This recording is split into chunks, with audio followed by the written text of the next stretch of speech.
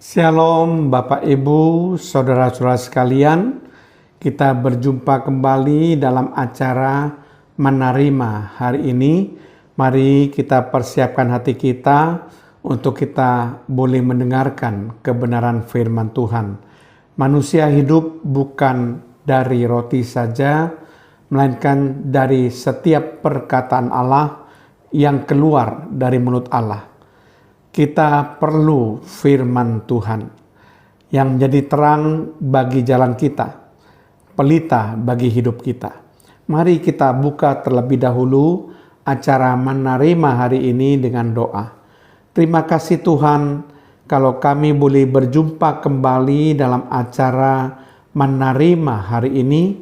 Kiranya Roh Kudus memberikan kepada kami pembukaan rahasia-rahasia firman Allah dan pengertian-pengertian yang lebih mendalam Tuhan, sehingga firman-Mu boleh mengisi hati kami dan kami boleh penuh dengan firman Allah.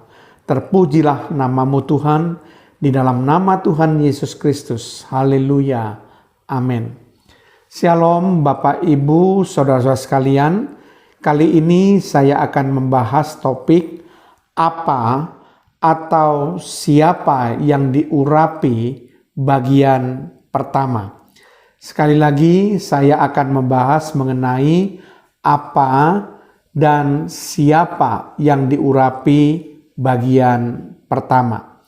Nah, kalau kita menyelidiki firman Tuhan di dalam Alkitab, maka kita akan melihat tentang apa saja yang membutuhkan pengurapan atau siapa yang akan diurapi.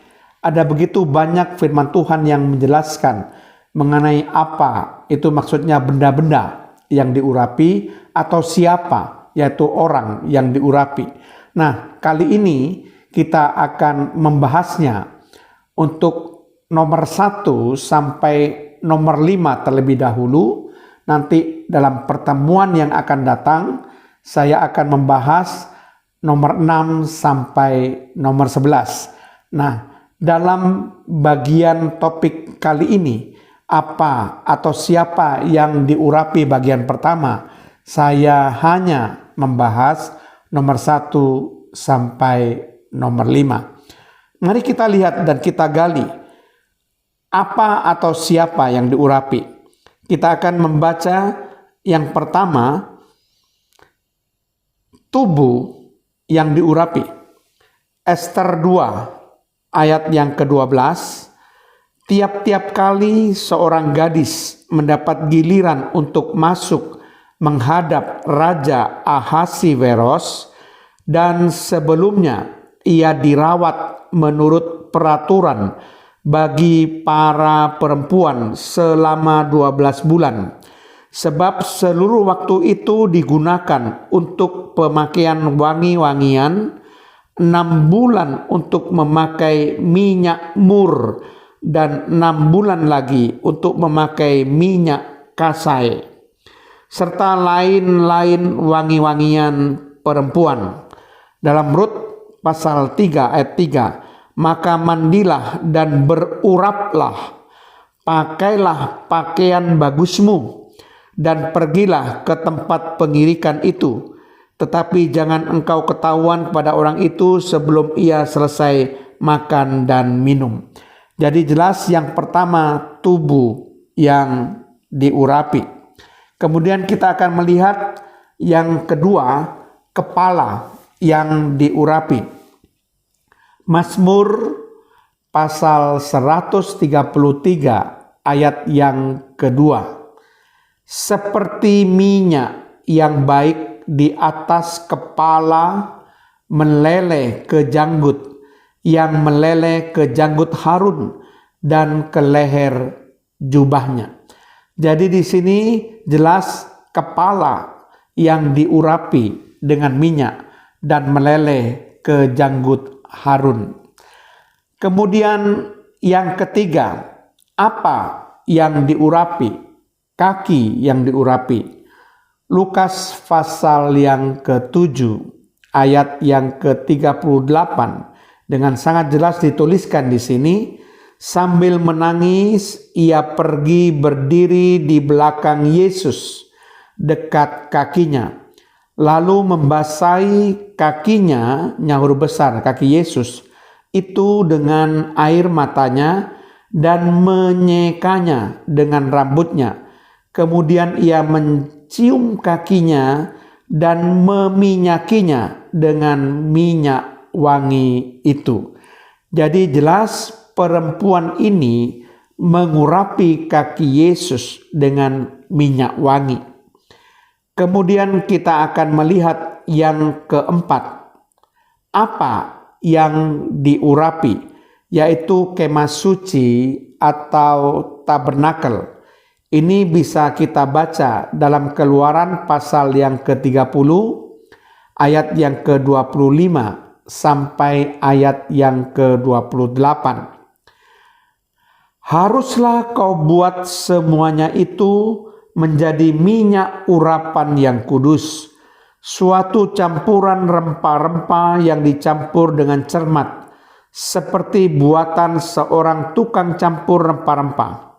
Itulah yang harus menjadi minyak urapan yang kudus. Haruslah engkau mengurapi dengan itu kemah pertemuan dan tabut hukum, meja dengan segala perkakasnya, kandil dengan perkakasnya, dan mezbah pembakaran ukupan, mezbah korban bakaran dengan segala perkakasnya, bejana pembasuhan dengan alasnya. Jadi minyak urapan yang kudus ini ternyata digunakan untuk mengurapi kemah suci atau tabernakel yang disebutkan satu persatu di sini, yaitu kemah pertemuan, tabut hukum, meja, kandil, mezbah pembakaran ukupan, mezbah korban bakaran, bejana pembasuhan, ya. Itu yang harus diurapi. Kemudian yang kelima, apa yang harus diurapi? Tugu yang harus diurapi. Ini bisa kita baca dalam Kejadian.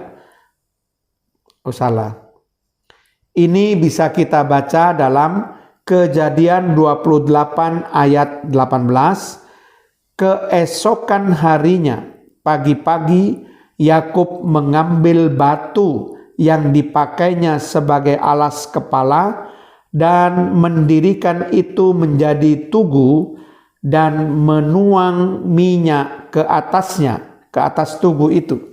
Jadi tugu ini yang diurapi. Inilah saya sudah membahas tentang apa yang diurapi bagian pertama, yaitu nomor 1 sampai nomor 5. Mari kita tutup dengan doa. Terima kasih Tuhan kalau kami boleh membahas mengenai apa atau siapa yang diurapi, sehingga paling tidak kami boleh mengerti Tuhan tentang kebenaran firman-Mu. Kiranya kami tetap bersemangat untuk menggali setiap kebenaran firman-Mu untuk membawa wawasan teologi, memperlebar Tuhan pengetahuan kami, pengetahuan teologi kami tentang kebenaran firman Tuhan. Terpujilah nama-Mu dalam nama Tuhan Yesus Kristus. Haleluya. Amin.